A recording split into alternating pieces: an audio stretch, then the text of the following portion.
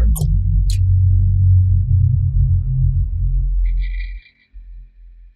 मैं हूं प्रियंका और आप देख रहे हैं राष्ट्रीय जगत विजन न्यूज।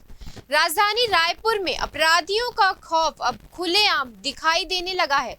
पुलिस की मौजूदगी के बावजूद अपराधियों के हौसले इतने बुलंद हैं कि अब वे घरों में घुसकर हमला करने से भी नहीं चूक रहे। ताजा मामला सामने आया है डीडी नगर थाना इलाके के डगनिया शांति विहार इलाके से। बता दें कि बदमाशों ने गैंग बनाकर एक छात्र के घर में घुसकर उस पर बेरहमी से हमला कर दिया। सीसीटीवी फुटेज सामने आया है जिसमें साफ देखा जा सकता है कि किस तरह मारपीट की जा रही है। हैरानी की बात यह है कि इस गैंग में कई युवतियां भी शामिल थी। पीड़ित छात्र रुद्राक्ष दुबे हैं जिसके घर में घुसकर बदमाशों ने जमकर मारपीट की। अब सवाल ये उठता है कि आखिर राजधानी रायपुर में अपराधियों का इतना दुस्साहस क्यों बढ़ता जा रहा है और पुलिस अपराधियों पर अंकुश लगाने में लाचार क्यों नजर आ रही है।